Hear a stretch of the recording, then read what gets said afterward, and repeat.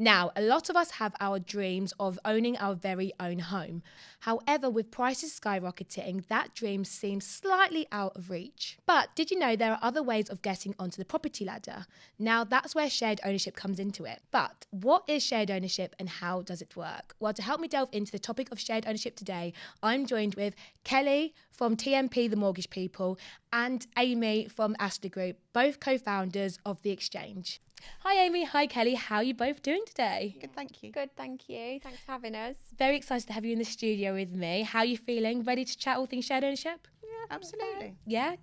Well, I guess for everyone listening, please introduce yourselves. Do you want to go first? So I'm Kelly McCabe, Managing Director of TMP The Mortgage People. We are specialist mortgage brokers for the shared ownership sector.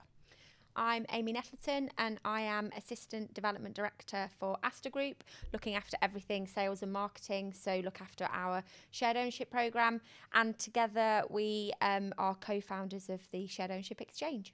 Amazing. And how did you both get to where you are now? It was only like 2 years ago, no? Well, it's a joint story actually, so it's quite cute. Yeah.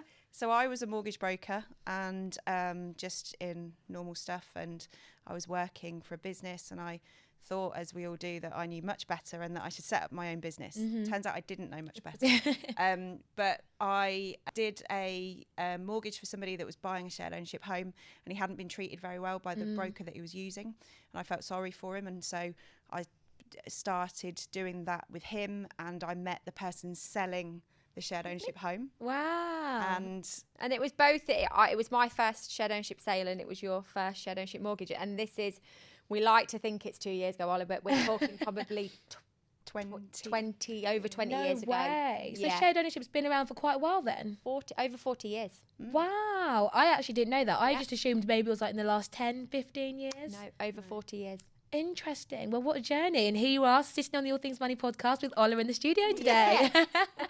And so I'm sure you both have tuned into the podcast now. So you both know that I like to start the podcast with a couple of quick fire round questions, just get you guys warmed up in the hot seat. So one of my first questions to both of you guys is, what is your greatest financial achievement?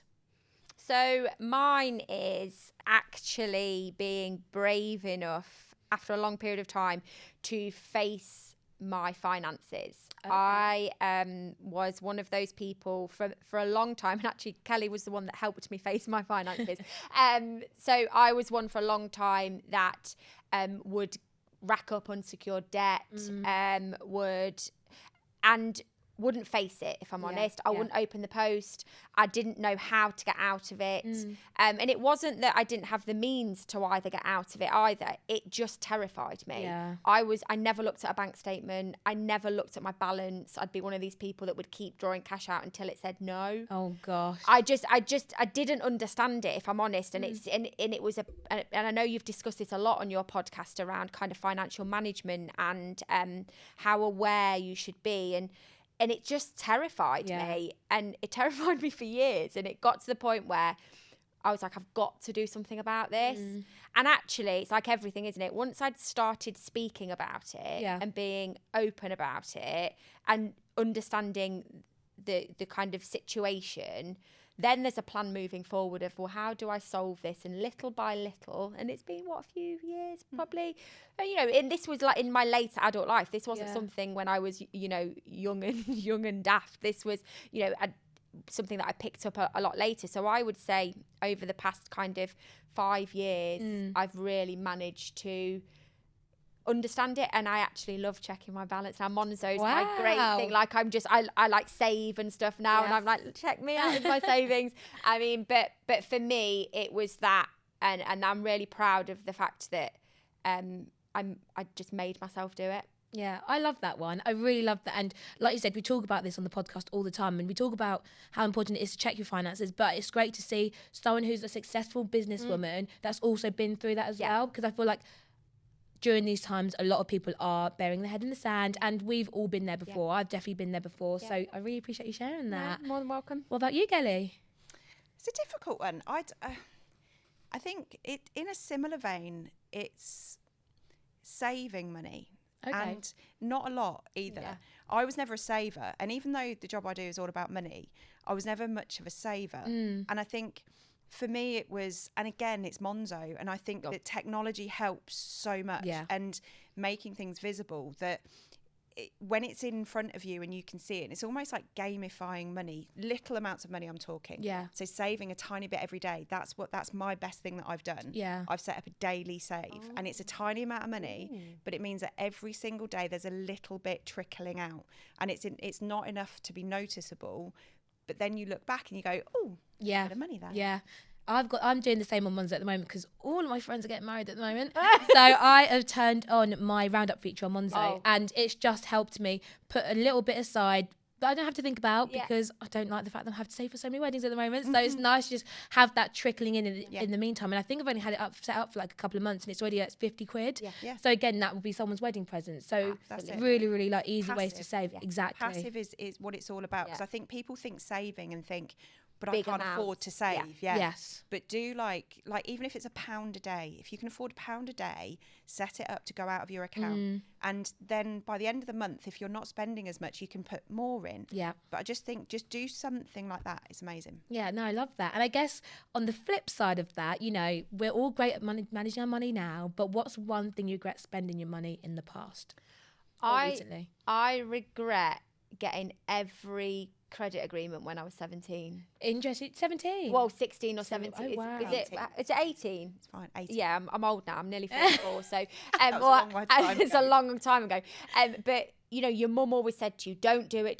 But you get bombarded. Always. Don't you? Yeah. And you're well too young to understand this, right? But this was when mobile phones first came out. Interesting. Okay. And it was like phones for you, and it was like, come and get your phone, and they gave you everything. Not Everything, right?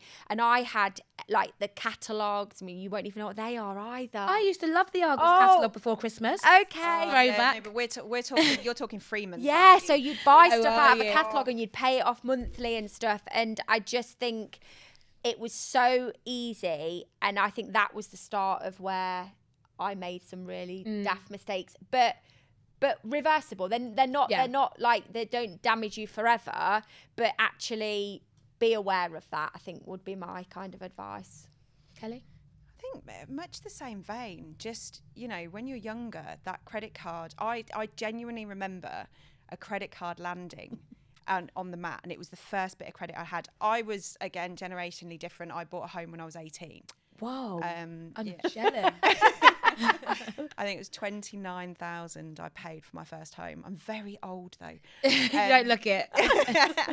But and I remember a credit card landing, and I like out loud went, "Oh, silly you!" Oh God. And See, my mentality would be free money. well, it kind of was, but back in my day, there was these things called checks, and using my checkbook was the worst thing I did. But it's no different now to this kind of like. Where you buy now, pay later. Yes. Because when you got a checkbook, you could pay 3 or 4 days ahead. You didn't have the money in your account, but you could buy things. And I think it was that mentality that I got into earlier on of you don't need it to have it. Yeah. Yes. Don't get me wrong. There are things that you do need, but I think that it was having things that I didn't have the money for now. Yeah. And it's, absolutely. It's much easier to say when you're a bit older and you know, you've got availability of money to say, oh, we shouldn't have done that. But I do think sometimes some of the purchases I made, I didn't need. Yeah. There's so much pressure, especially now. Way more now. Like even when like it was for us, but I think there's so much pressure on youngsters now, materialistic pressure, and to have something and to be, you know, and I know we're doing this on social and stuff and for the good, but to be seen with something, to be doing something. And I think it's really detrimental to some people, if I'm honest. Yeah, I agree. And I think my mum coined it like my generation and younger love instant gratification, and that can be in the form of like shopping, which is made easier now because of buy now, pay later. And you know, I think that's really, really tricky to kind of navigate, especially when you know you want to be good with your finances. We know things are expensive, yet credit is so readily easy and everything's available to you. Like you can order something off Amazon and it's here today. You know, so you get aggrieved when you have to wait for something. But funnily enough, we had this conversation the other day. I like to want things. Yeah. And that's We're something we're different. different. I like to look at something and go, oh, I'd love that. I might be able to afford it, but it doesn't mean I have to buy it. Okay. And that's taken years to get my head around. And I like to look at things and think, oh, don't need it. But just what I was going to say, where we talk about, and I don't want to demonise buy now, pay later. Yeah. Because I think that if you can manage your money, there is a real place for that. Because so I have the ability to flex on my Monzo account. Yeah. And I flex a lot, and that's because it's 3 months interest free. And for me, I should use that because that money then I can put into savings and I can gain back. So, but that comes with the other caveat of don't do it if you're concerned that you may not be able to afford it. It's a balance, and only you know if that's the right thing to do. Yeah, no, I completely agree. And obviously you guys listening to the podcast are keen about managing your finances or want to learn more, increase your financial literacy. And this is why we have these conversations, right? But obviously in today's episode, we're talking about shared ownership. Yeah. Love it or hate it, it exists, right? So I guess let's start with the very basics. In case anyone's listening who has no idea what it is, what is shared ownership? Really, really simple. It is you buy a bit and you rent a bit. Okay. So there's two models in operation at the moment. There's the older model, which you can buy anything from 25% of the market value up to 75%. And the newer model that you can buy a share as little as 10% and up to 75%. The bit that you don't own, you rent from your housing provider at subsidised rent, which would be less than market rent. Yep. And the reason it works out affordable as well from a mortgage side of things is that you are only paying the deposit based on the share. So overall, it should be more accessible for you than buying outright on the open market. Amazing. I mean, you put it very simply put, because I feel like a lot of people really confuse shared ownership and don't quite get it. Now, obviously, let's say there's someone today that's really struggling to get their deposit together, because I think for a lot of people, yes, affordability is an issue, but really the deposit size now is tough, especially with house prices skyrocketing. So if anyone wanted to go through the process of buying through shared ownership, what is the process? So the process basically is, I mean, it will differ with each different housing provider, kind of the intricacies, but the basic process is you find a home that you want. And we advertise like any normal house developer would. So you would find us on all of the main platforms. You would find us advertising like any normal kind of house builder would. But equally, you would go to your housing provider and you would apply for your property. And therefore, you would then go through some affordability checks with a company like Kelly's, who can then determine how much you can afford. And then the process of buying is no different to buying outright. Interesting. There's a couple of caveats around who would be eligible, because you have to be eligible to buy shared ownership. So not everybody can buy shared ownership.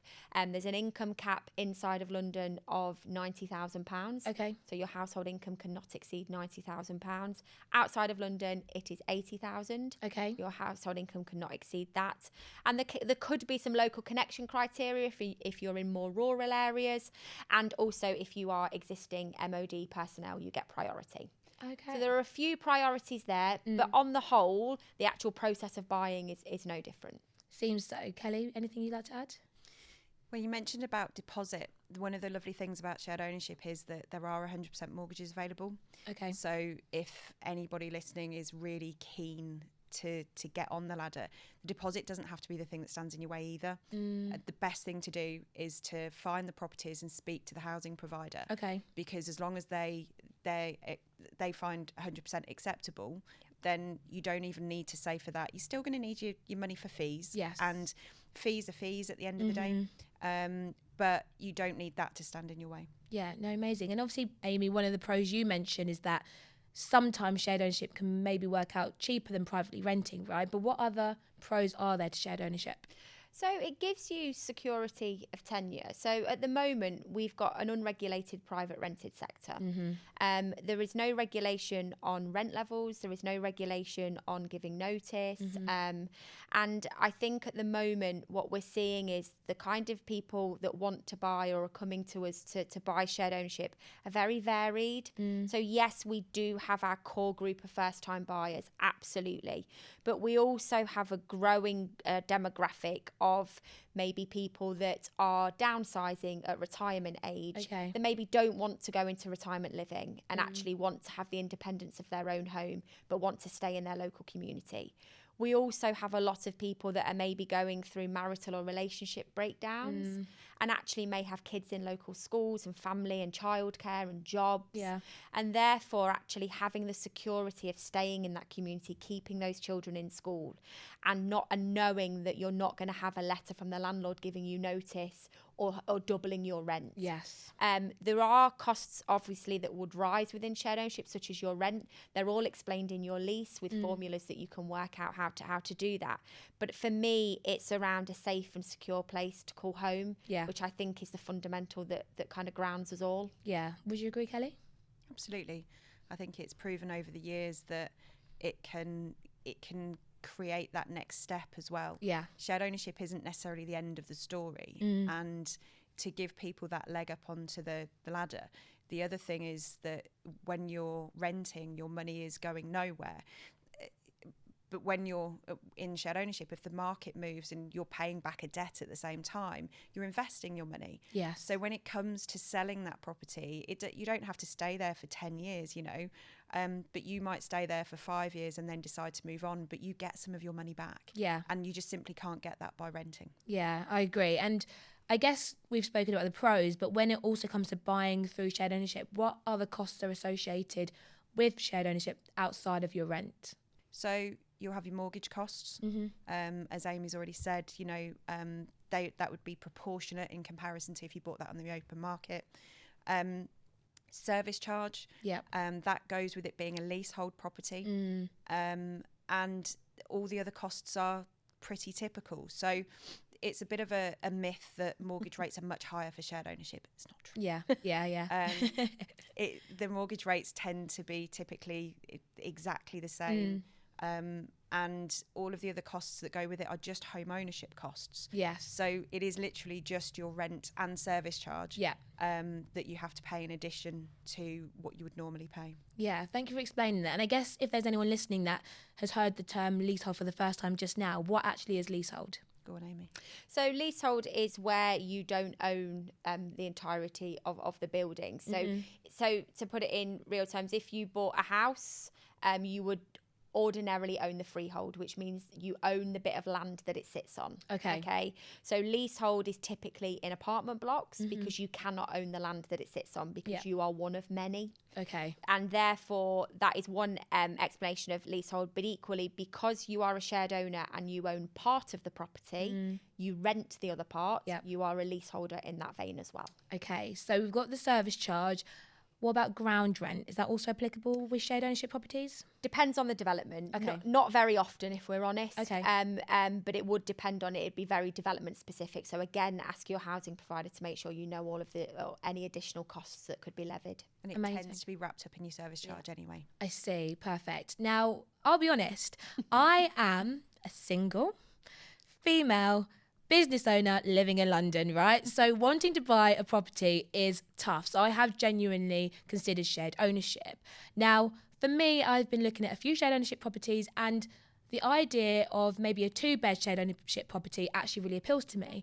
For someone like me or other people listening, is it possible to sublet a room when you're buying through shared ownership? So ordinarily, no. The lease will prevent you from subletting. But saying that, this is where you do need to speak to your individual provider because there will be circumstances that they will allow you to do that. We've done it if people are having to serve overseas or any specific extenuating circumstance. Yeah. So although it kind of says very clearly no, I would also speak to your housing provider with whatever circumstance you are in. Amazing. And I haven't yet got a pet. My mum's never allowed a pet in the house. Well, she's let pets. Let me not slay her on the podcast. Or is it a guinea pig? A rabbit. And a hamster. But I've always wanted a dog, right? So again, this is another question that I'm probably selfishly asking for myself amongst probably other people listening to the podcast. What about pets? So again, in houses, then usually it wouldn't be a problem at all. In flats, again, very different. Ordinarily, if you've got a ground floor flat, maybe with access outside, then you may be granted it. But ordinarily, you would need to check with your housing provider. But absolutely, there is in houses, you are pretty much allowed carte blanche to have a pet. Amazing. And I guess another question I have for you two, because I actually asked some of you guys what questions they want to know about shared ownership. Now, I'm not going to beat around the bush. There have been horror stories associated with shared ownership, right? So if there's anyone listening right now that are probably really tentative about the idea, what information can you give them that can maybe put their mind at ease? I suppose the biggest thing is that we have to face up to the fact that it's not perfect. Amy and I are very much of the mind that if we call it out for what it is, and there are horror stories about service charges, absolutely right. And it's not all the time though. So there are, I think we were speaking earlier about this, there's about 200,000 shared owners across the UK. Oh, wow. And there's a tiny percentage of those that will have experienced these things. It doesn't diminish that they've experienced it, and it's very real and very true. Yeah. Actually, what we want to do, and this kind of leads into who we are as the exchange, is to lobby for these things to change and to bring about ways that nobody ever has to experience those negative sides of it. Shared ownership is a product that evolves, and I won't bore you with the history of all the different leases and iterations of it, but every time it changes, it becomes a little bit better, and it becomes better. But the only way that it becomes perfect is by, you know, all of us kind of pushing for that change. Yeah. But those negatives shouldn't be, in my view, shouldn't be enough to put you off. It's just to be informed. Yes. And that's the key thing. There's a wonderful thing that Homes England brought in a couple of years back now called key information documents. So when you go and look at a shared ownership home, that should be made available to you. A lot of the time they're on websites. Yes. Those key information documents, read them because they've got lots of answers in them. But also then it comes down to financial planning, because there are always unknowns when you're doing anything financial. We talk a lot about leasehold in shared ownership, and that's because every shared owner is a leaseholder. Yeah. So there are costs that can change within leasehold, and that's a leasehold thing. But unfortunately, because all shared ownership is leasehold, it becomes a shared ownership thing too. Yeah. So bear those in mind when you're planning. Make sure that you have enough money set aside each month to allow for these changes. But as I say, just be informed and read a lot. Yeah, and I really appreciate that. I think there's pros and cons to everything. Absolutely. I know people that have bought their own property outright and they're still facing issues. Absolutely. So guys like Kelly kindly mentioned, it is about being informed. And obviously we talk about being informed, and people listening to the podcast are here to get their information. So I guess, you know, if anyone is going through the process of buying a shared ownership property or would like to, would you recommend speaking to like a mortgage advisor or mortgage broker? Definitely. I obviously say that, and that's that's a loaded response. But for me, the reason when I made that move all those years ago to kind of do it myself and set up a business and specialise was because I believe in specialist advice. Yes. You know, I can tell you the complexities of shared ownership. If you asked me about buy-to-let, I'd be out the door. Yeah. So it's go to somebody that knows it. Go to somebody that understands it, because 9 times out of 10 you can kind of cut through some of the negative things out there and look at the reality of it and make an informed choice. Yeah. And it's equally as well. So the horror stories that you talk about, and they do pop up if you whack them in Google for and sure. TikTok. Yeah. And for sure. See, that's our generation thing. I won't Google shoot.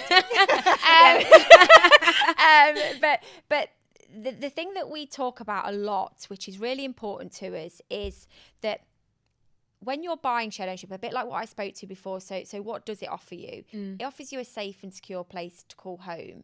And I think we need to be really mindful of when people are buying shared ownership, what do they want to achieve from it? Like, what are they trying to get from it? You'll have seen, and, you know, we speak about the model where you can buy a bit more and you can potentially own it outright. And we're in the mindset at the minute that that's how the measure of success of shared ownership is, whether you can buy it outright or how soon you can get out of it. Yeah. Now, I don't know about anybody else, but when I move into a home or anything, or when I speak to our customers, they're not thinking about how they can get out of it. They want to get in and feel safe and secure and give their family a home and a front door and somewhere to call home. And I think we just need to look at it with balance and some broad perspective of, yes, there are going to be some key issues, and we're very aware of that. And how do we do that? but it equally is a market product. Yeah. And any market product comes with risk. Mm-hmm. So, you know, there are going to be fluctuations in the market, and that's because it's a market product. So just to reiterate again, with a bit of balance, read, Yeah. and read as much as you possibly can, and reach out to as many people as you can, and go and see as many homes as you can, and providers, and speak to shared owners in developments. And there are a lot of happy shared owners out there as well. Yeah. And I love both of your balanced views, because I think it's with anything, like buying property is an investment, right? So if you are, I mean, correct me if I'm wrong, but if you are looking to buy a property, it's not something you're not there to buy shared ownership for 1 to 2 years. And I think that's where maybe people have been caught out as well, because they've literally moved in, realised they're ready to move out already. And it's like, well, what are you expecting? Like, the value is not going to just go up within 2 years. So would you agree it is a long-term investment, like buying an ordinary home? Yeah, absolutely. And I think as a nation, we get caught up of these being investments. It's a home. Yeah. Right? And this is where actually it may go, and it's a home. And I think, you know, Europe love to rent, right? They're happy to rent. We are a nation of homeowners. Yes. It's ingrained within us, okay? And I think we've lost the notion of it being home. It's home ownership, not house ownership. Yes. And I think that's the thing. The investment part is a nice to have. And also, again, we're talking a lot about generationally here. There was a time where house prices, didn't kind of skyrocket as they have. Yeah. So I can understand why younger generations now see it as an investment. But I think that times are changing, and we need to re-embrace the home part of it. Yeah. The ownership is the security. And if we get an investment, and if we get a bit of uplift on our money that we've put in, then ace. But that can't be the sole goal. Yes. And I think that's where we have to shift our thinking now. Agreed. Yeah, no, I agree. And I guess another question I actually got asked by my followers is, when it comes to actually wanting to sell their shared ownership home, what tips do you have to give them? You would, and this is where it is an easy process, that you can go back to your provider, and there'll be a period of time in your lease that your provider will be obliged to try and sell that for you. Okay. And hopefully they'll have a waiting list of buyers like when you bought from them, and they will go through the process exactly the same as you did. And if they haven't, then after that period of time has expired, you're free to sell on the open market. Amazing. So it's quite easy to an extent. Basically the same. So it's no more difficult or challenging than selling a property on the open market. And you also have the ability as well, if your share isn't selling but somebody would come in and want to buy 100% of that, then you can do what we call, and not to get into too much jargon today, but you can do what we call a back-to-back staircasing, which means that you buy the rest of the shares out, make it 100%, and then that buyer can come in and buy. So there are options. There's a lot of talk and going back, there's a lot of talk of I'm stuck, I can't sell. And actually, if we're just talking at shared ownership specifically, it's actually quite an easy transaction to manage. Amazing. That's good to know. And I guess one of my final questions for both of you before we round up today is, obviously all three of us know how hard it is to save for a deposit. So what's one money saving tip you could share to our listeners and watchers today for those looking to save for their very first home? It's the little things. So one of the first things we tell our customers is to grab their bank statements and a highlighter. Now, again, generationally, print them. So go through your bank statements and look for all of those little things that you're paying out for. I mean, subscriptions is a biggie. Yeah, massive. What are you paying for? You know, and you probably have things that you've forgotten about. Do you need it? Go through and do that as a first thing. Clear that down, tidy it up, and then all of that additional money. We were talking earlier about your Monzo's roundups and stuff like that. Put all of those things together and move the money out, because you never had it in the first place. Yes. Move those, put it into a separate pot. Just start off small, doing those things, and the money builds quickly. That, for me, it's about having a clean bank statement. Yes. It also helps then when you go to apply for your mortgage and you submit your bank statements, you know exactly what your outgoings are, so you can talk through them. Yeah.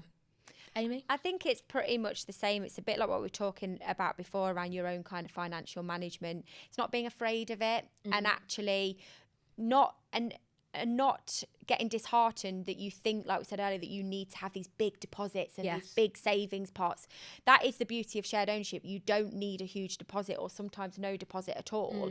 So actually it's around doing your research of what you want to buy, looking at your outgoings, and maybe just having, you know, siphoning a couple of quid each day just to watch that build up, for sure. Yeah, no, I love both of your tips. And I guess to add to that, to round up today's episode, is to start with a goal. I think, as well as many people keep talking to me about how they want to save for a property, but they don't know how much they need to save for. And that makes saving so much harder. Yeah. So guys, if you are saving today or want to start your money saving journey, start with a goal and work towards that, because I think sometimes it's really hard and you don't feel motivated when you don't know what you're saving for either. Like, I think some people are like, yeah, I'm saving £1, saving like £10 here, but I actually don't know what I need to get to. And that's when it becomes so boring as well. Whereas if you actually have a goal, like, okay, I need to save 20 grand, quite a big goal there, but let's say, for example, you need to save that, you know, okay, this is how much I need to save every single month to reach that goal by a certain point. Yeah, absolutely. And I think as part of what we're doing is the exchange, isn't it, is we are all about the customer, and we'll be opening kind of this up with